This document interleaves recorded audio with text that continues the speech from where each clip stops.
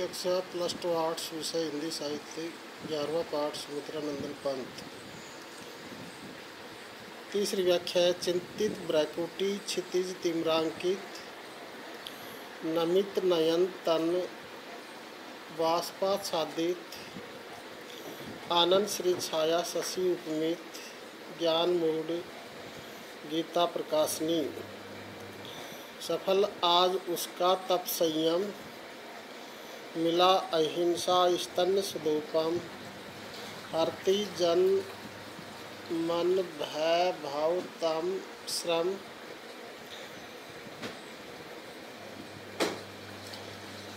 जग जननी जीवन विकासनी भारत माता ग्रामवासिनी।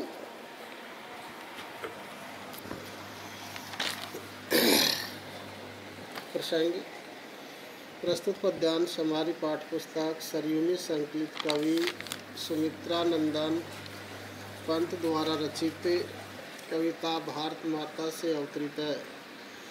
कवि के द्वारा इस पद्यांश में पराधीनता के कारण पीड़ा भोग रही मातृभूमि का चित्रण किया गया है। ये मुझको गांधी जी की अहिंसा का सहारा प्राप्त हो गया है और अब उसके कारण उसको पराधीनता से मुक्ति की आशा है। व्याख्या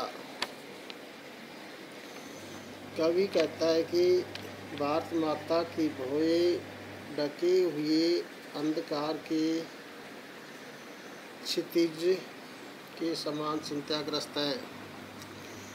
बादलों से ढके आसमान के समान उसके नेत्र आंसुओं में डूबे हुए हैं।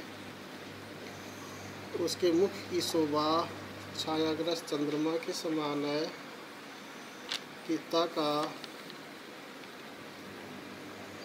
ज्ञान विश्व को कराने वाली भारत माता आज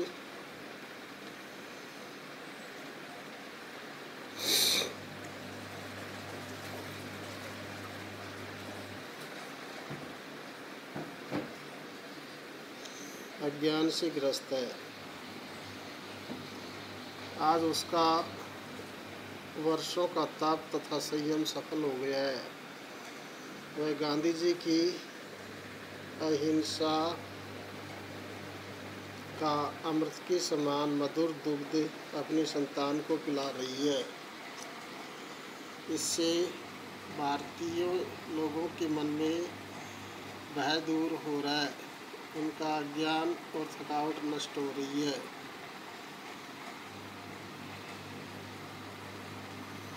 भारत माता जग की जननी है। वह जीवन को विकसित करने वाली है। भारत माता गाँव में रहने वाली है। विशेष पहला पॉइंट कवि ने पराधीनता से दुखी भारत भूमि का वर्णन किया है। दूसरा, गांधी जी की अहिंसा का सहारा पाकर वह स्वाधीनता का सुख पाने की आशा करता है। तीसरा, भाषा संस्कृतनिष्ठ साहित्य खड़ी बोली हिंदी है। चौथा, अनुप्रास तथा रूपक अलंकार का प्रयोग हुआ है। दूसरी कविता है आ धरती कितना देती है। इसकी पहली व्याख्या आ धरती कितना देती है।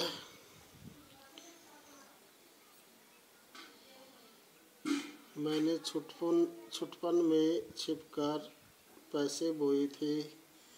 सोचा था पैसों की कलदार मधुर फसलें खनकेंगी और फूल फलकर मैं मोटा सेठ बनूंगा। पर बंजर धरती में एक न अंकुर फूटा। बंध्या मिट्टी ने न एक भी पैसा उगला। सपने जाने कहाँ मिटे कब धूल हो गई। मैं हताश हो बाट जोता रहा दिनों तक।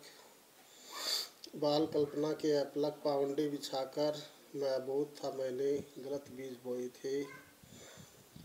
ममता को रोपा तृष्णा को सींचा था। प्रसंग प्रस्तुत पद्यांश हमारी पाठ्यपुस्तक सरयू में संकलित कविता आधरती कितना देती है। शीर्षक कविता से अवतरित है। इसके रचयिता छायावादी कवि सुमित्रानंदन पंत जी है। कवि अपने बचपन की एक घटना का उल्लेख कर रहा है। उसने अबोध अवस्था में ज़मीन में पैसे बोए थे। उसका ये कार्य ठीक ही था। व्याख्या। कवि कहता है कि धरती से हमें बहुत सी चीज़ें प्राप्त होती है। बचपन में कवि ने छिपकर ज़मीन में पैसे बो दिए थे। उसने सोचा था कि इन पैसों से पेड़ उगेंगे। इन पेड़ों पर रुपयों की खनकदार फसलें पैदा होंगी। तब उसके पास बहुत सा धन हो जाएगा और वह फल फूल कर मोटा सेठ बन जाएगा। किंतु ऐसा नहीं हुआ। अनुपजाऊ भूमि में बोई गई रुपयों में से एक भी रुपया नहीं उगा। उस अनुपजाऊ भूमि से एक भी रुपया नहीं उग पाया। कवि ने सेठ बनने की कल्पना की थी, वह फलीभूत नहीं हुआ। उसके सपने साकार नहीं हुए। कवि निराश हो गए। वह कुछ दिन तक प्रतीक्षा करता रहा कि पैसे उगेंगे। जिस प्रकार किसी सम्मानीय मनुष्य के आने पर रास्ते में कपड़ा बिछाकर उसका स्वागत किया जाता है, उसी प्रकार कवि अपनी बचपन की कल्पना में डूबकर रुपयों के उगने और पौधे बनने की प्रतीक्षा करते रहे। कवि बच्चा था और उसको ज्ञान नहीं था। रुपये उगकर पौधे नहीं बनते। उसने गलत बीज बोए थे। रुपयों के रूप में उसने ममता और तृष्णा को बोया था।